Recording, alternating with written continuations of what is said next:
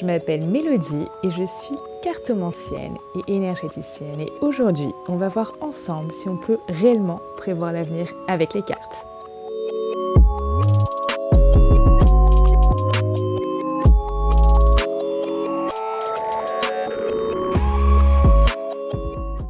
Alors ce soir, j'ai envie de passer un coup de gueule par rapport au fait que j'entends bien trop de personnes dire « Oui, mais les cartes, le tarot, ça prédit l'avenir, il faut s'y fier, etc. » J'ai vraiment envie d'éclaircir ce sujet-là, tout simplement parce que beaucoup de gens peuvent également se poser la question, est-ce que les cartes prédisent vraiment l'avenir? Peut-être même toi, tu te poses la question par rapport à ça. Et je pense qu'il est nécessaire et il est de mon devoir de faire un point, mais pour vraiment vous éclairer et t'éclairer par rapport à ça. Alors comme tu le sais, dans ce monde, tout est énergie et vibration. Ça, je le répète, si tu me suis au quotidien, je le répète tout le temps dans mes vidéos. Parce que je travaille avec l'énergie et ça a tellement une puissance, d'accord, au niveau des soins énergétiques, comme au niveau d'un tirage de cartes, comme au niveau de tout ce qui se passe dans la vie, d'accord. Tout est une question de vibration. Mais ça ne vient pas de moi. Moi, je n'ai rien inventé. Il y a déjà quelqu'un qui le proclamait haut et fort. Et qui disait, si vous voulez trouver les secrets de l'univers, pensez en termes d'énergie, de fréquence, d'information et de vibration. Et cette personne, c'est un grand monsieur. C'est Nikola Tesla. Et cette personne a révolutionné ce monde. Alors, avant de répondre à toute cette question, je vais déjà t'expliquer comment ça se passe au niveau de la cartomancie, de cet acte en fait, divinatoire. Comment ça se passe? C'est très simple.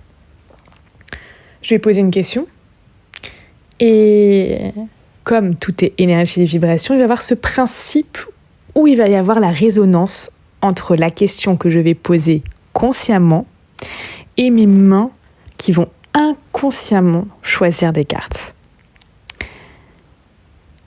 Et à ce niveau-là, je vais capter l'invisible en mettant en lumière en fait les énergies qui entourent la personne dans une situation précise.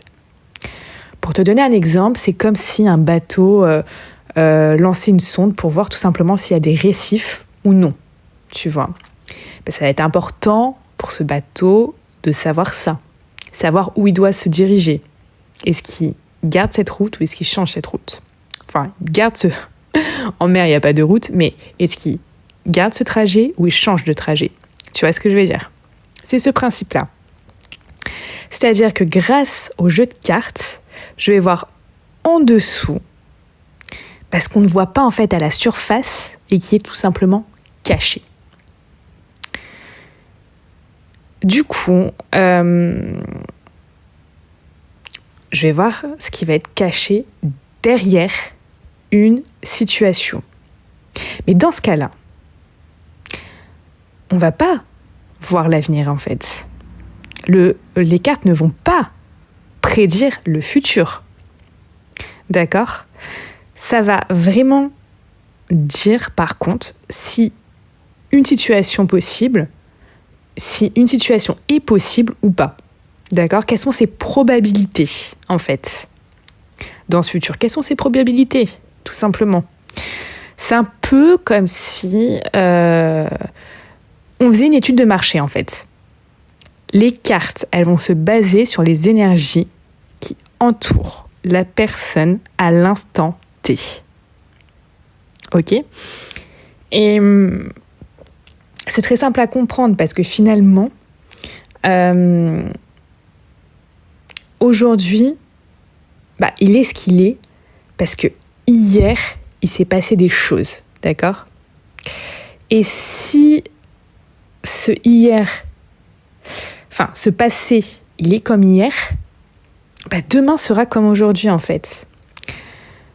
Et donc c'est important de comprendre que si tu veux que ton futur soit différent, il faut te rendre compte que tu dois rendre aujourd'hui différent. Exemple. Je sais pas, une maman vient me voir pour savoir si son fils va avoir son examen. Le cas numéro 1. Je lui dis que son fils ne va pas avoir son examen. D'accord ? Et là, elle va me dire, c'est tout à fait normal, puisque, en fait, il bosse pas. Il révise pas, il fait pas ce qu'il doit faire, finalement, ça m'étonne pas. Cas numéro 2, je vais dire, votre fils va avoir son examen. Ok ? Et là, elle va me dire, franchement, ça m'étonne pas, puisque mon fils, en fait, est premier de sa classe et fait tout comme il faut. C'est un gros bosseur et je n'en doutais pas une seule seconde. Très bien. Et 3e cas, je lui dis, franchement, là, c'est pas totalement sûr. D'accord ? Les cartes sont assez indécises, mais par contre, on va pouvoir regarder comment il peut avoir son examen. D'accord ? Et là, ça va être hyper intéressant de regarder le comment. Ok ? Puisque là, les cartes vont être vraiment dans une indécision. Enfin, c'est même pas une indécision, je dirais. C'est que la probabilité qu'il ait son examen et le oui est au même niveau que le non, en fait. Et ça va vraiment dépendre de ce qu'il va faire. Et c'est là, en fait, où j'ai vraiment envie de te sensibiliser à ça. C'est-à-dire que non, l'avenir n'est pas gravé dans le marbre. D'accord ? Beaucoup de personnes pensent comme ça. Mais non. Il faut vraiment prendre conscience que tes actes que tu as fait hier et que tu fais aujourd'hui vont être la conséquence de ton futur. Et dans ça, ça gêne. Pourquoi ça gêne ça ? Tout simplement parce que ça, c'est se responsabiliser. Et se responsabiliser, pour certaines personnes, c'est très compliqué. C'est beaucoup plus simple de fermer les yeux sur beaucoup de choses et de dire, non, mais de toute manière, les cartes m'avaient prédit ça, les cartes ceci, les cartes cela. Les cartes, en fait, il faut que tu comprennes que c'est vraiment quelque chose qui va te servir à mieux comprendre le présent, mais pour vraiment beaucoup mieux aborder le futur, en fait. Et c'est là où c'est super intéressant. Parce que dans le cas où le bateau lance sa sonde, qui voit qu'il y a des récifs,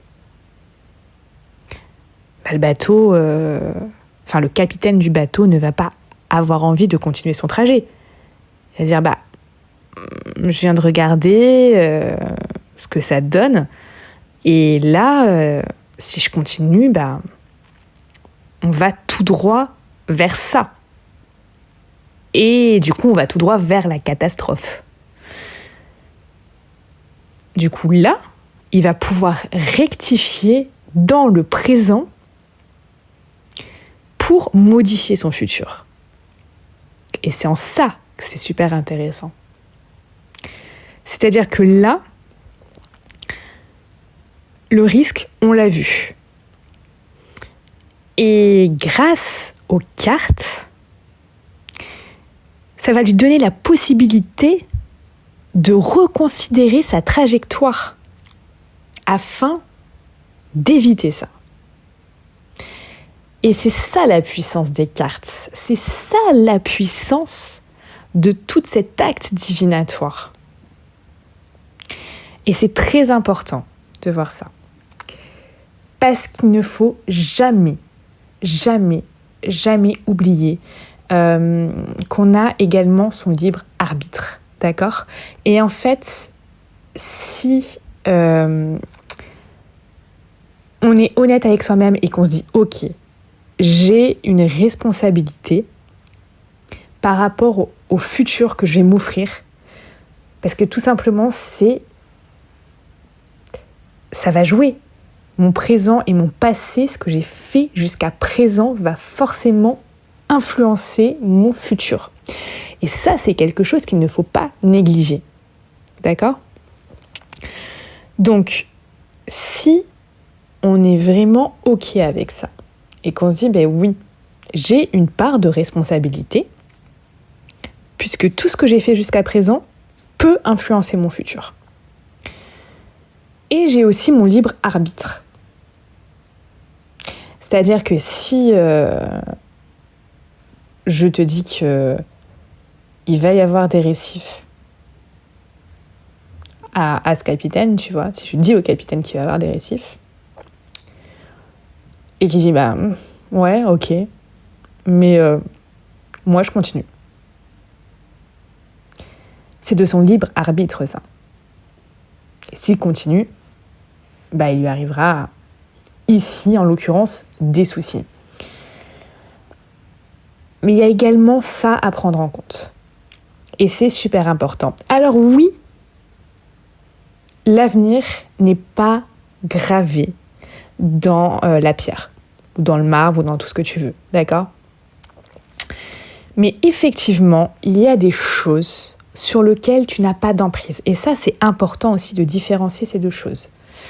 Parce qu'il y a ce côté où tu as tes responsabilités et tu as ton libre arbitre et les cartes sont un outil mais formidable pour vraiment pouvoir faire un point sur la situation, pour pouvoir voir ce qui se passe, parce que toi, tu es peut-être dans une situation où tu as comme des œillères et tu ne vois rien d'autre que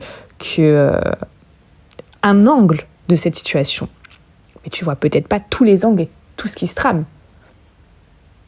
Exemple. J'ai fait un tirage dernièrement et c'était une jeune femme qui me dit voilà, j'ai rencontré quelqu'un, tout se passait super bien et maintenant j'ai plus trop de nouvelles en fait. D'accord. Elle dit je comprends pas parce que j'ai pas changé ma manière d'être, j'ai pas changé quelque chose, enfin j'ai rien modifié par rapport à comment je me comporte, etc. Je comprends pas en fait comment ça se fait que cet homme-là est devenu distant.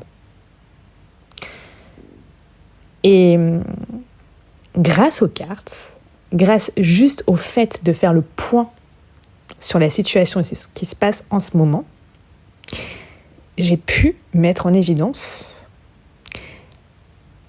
qu'il avait renoué des liens avec son ex. D'accord ? Et ça, c'est un truc dont elle n'avait pas conscience, en fait. Et qu'elle ne pouvait pas savoir, elle, se focaliser sur « mais est-ce que j'ai fait quelque chose de mal ?» Tu vois ? Comment je peux le reséduire ? Qu'est-ce que j'ai fait de mal ? Est-ce que si je le reséduis, ça va marcher ? Etc. Voilà les questions qu'elle se posait. Elle se posait ce genre de questions. Alors que là, grâce aux cartes, juste en mettant à plat la situation, eh bien on a vu les choses différemment. Parce qu'il y a un contexte extérieur dont elle n'avait pas conscience. D'accord ? Et ça peut arriver sur tous les domaines en fait possibles. Quand tu es en affaire avec quelqu'un, tu ne vois peut-être pas tous les paramètres qui sont en jeu. Alors, en jeu pour toi, oui. En jeu pour la personne, non.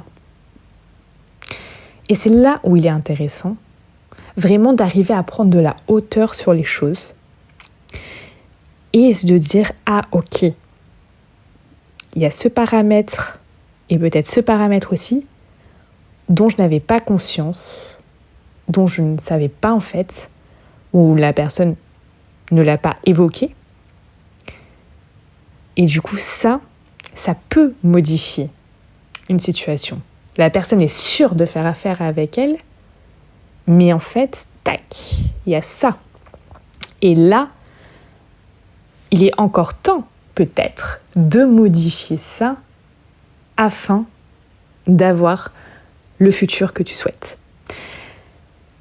Et l'outil qui est les cartes, l'outil que sont les cartes, et c'est vraiment un outil exceptionnel par rapport à ça. Ça permet vraiment de voir la situation telle qu'elle est, d'accord, d'un point de vue objectif, et pas d'un point de vue subjectif, comme toi tu le vois juste avec ta vision des choses.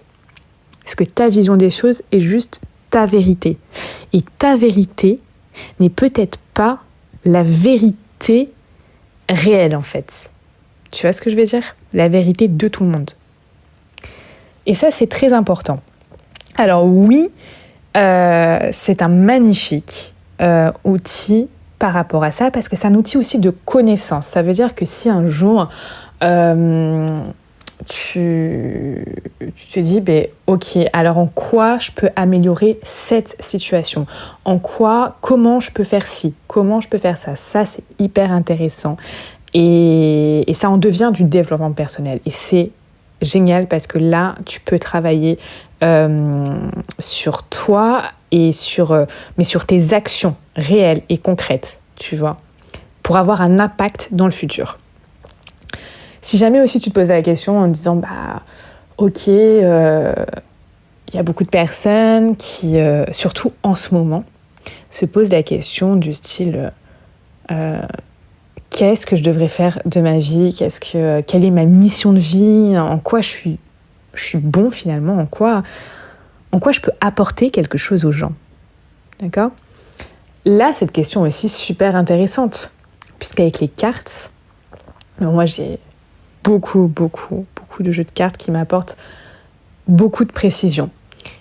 Et sur ça, sur tout ce qui va être travail ou mission de vie, je peux voir directement ce en quoi tu peux exceller en fait. Et ça, c'est génial aussi. Et pour revenir au futur, alors oui, il y a des cas où je vais pouvoir voir avec les cartes ce qui va se passer, mais comment te dire ? Ça va être des événements dont tu n'as pas le contrôle en fait. Et ça, oui, ça va pas pouvoir être modifiable et ça va pas pouvoir... ça va être comme ça. C'est tout. Exemple. Tu es employé dans une boîte et bim, celle-là te licencie parce qu'elle fait faillite. Et bien ça, c'est un événement qui est extérieur et dont tu n'as pas le contrôle en fait. Donc sur ce type d'événement, oui, bien sûr qu'on peut voir l'avenir et que là, on n'aura pas d'emprise par contre dessus. Et les gens viennent surtout voir des voyants, parce que souvent il y a une succession comme ça d'événements où en fait ils n'ont pas d'emprise dessus, et du coup il y a ce sentiment d'impuissance qui ressort. Et quand il y a ce sentiment d'impuissance qui ressort, ils se disent en fait le destin, il est comme ça, on ne peut pas le modifier, l'avenir, il est tel qu'il est, et j'ai envie de voir à quelle sauce on va me manger. Et les gens viennent consulter quelqu'un dans cette approche-là. Et parce qu'ils ont juste envie de savoir qu'est-ce que il les attend d'autre, enfin qu'est-ce que d'autres leur attend, mais au niveau de choses où oui, ils n'ont pas de contrôle, ils n'ont pas d'emprise, et ils vont subir en fait. C'est un peu comme s'ils subissaient leur vie. C'est genre, ok, je sais que de toute manière, voilà, il m'est arrivé ça, je pouvais rien faire, donc je veux voir ce qui va se passer d'autre, voilà, tout simplement par curiosité. Et c'est ok. Mais ce que je voudrais faire vraiment passer comme message là, c'est que oui, il va y avoir des événements qui sont, voilà, on peut pas le changer. Il va y avoir un tremblement de terre, il y aura un tremblement de terre. Ça, on ne peut pas le changer. Il va y avoir une inondation, il va y avoir une inondation. On ne peut pas le modifier dans le futur, on ne peut pas le changer, c'est comme ça. Ok. Par contre, toute l'autre partie où tu peux travailler dessus, mais waouh, c'est tellement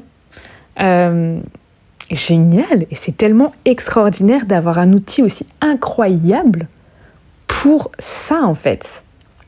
Alors vraiment, pourquoi s'en priver ? C'est juste que du bonheur. C'est que du bonheur quand on peut regarder ça et pouvoir vraiment en pleine conscience prendre ses responsabilités et se dire qu'on a toujours le libre arbitre de choisir et de pouvoir construire petit à petit l'avenir dont on rêve.